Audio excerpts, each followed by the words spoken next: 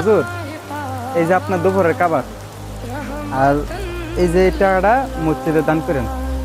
আলহামদুলিল্লাহ, আল্লাহ তোমাদের রিজিকে বরকত দান করুক। হুজুরের কি বলার আমার ঠিক হইব? হুজুর,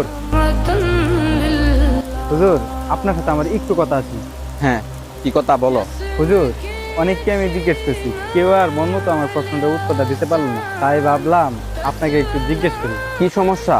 হুজুর, আমার না চরিত্রটা ইদানিং খুব খারাপ হয়ে গেছে। রাস্তাঘাটে মেয়ে দেখলি না, আমি তাকায় থাকি। মেয়েদের সাথে সারাদিন গল্প করি, আর রাত হইলে আজে বাজে স্বপ্নে দিই।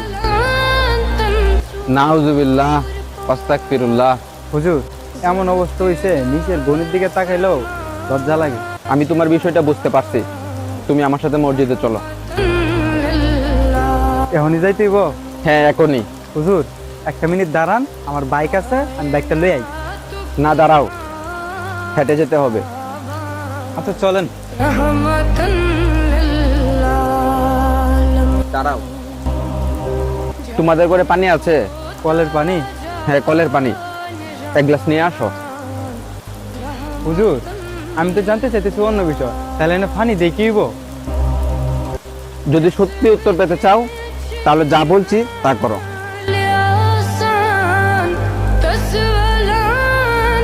ধুত, পানি লইকা আড়ন যায়। এই যে হুজুর। ভালো, এবার ঠিক আছে। আচ্ছা হুজুর, এইবার বলেন তো, পানি দিয়ে কি করবেন? তোমার প্রশ্নের উত্তর এই পানি গ্লাসের মধ্যে আছে। মানে? এখন আমার সাথে মসজিদে চলো, তবে সাবধান, তোমার গ্লাস থেকে এক ফোঁটা পানিও যেন মাটিতে না পড়ে। যদি মাটিতে পড়ে তাহলে তুমি তোমার প্রশ্নের উত্তর পাইবা না। আসো। এই ফুরিস না, এই ফুরিস না, দেখছে পানি নেকি আড়ন যায়, কোনো কোনো সাউন্ড যায় না।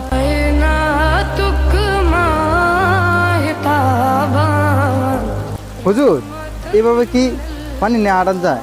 মসজিদের কত দূরা? এই তো আয়া পড়ছি মসজিদে। হুজুর, পানিটা একটু লাগে ভরে গেছে গা। তুমি যে বাসা থেকে এই মসজিদ পর্যন্ত আমার সাথে আসলে, রাস্তাতে কত মানুষ গেল আইলো, তুমি কি তাদেরকে দেখছো? তোমার পাশ দিয়ে কতগুলো সুন্দরী কিশোরী গেল, শাড়ি পরা ছিল নাকি বোরকা পরা ছিল, সেইগুলো কি তুমি দেখছো?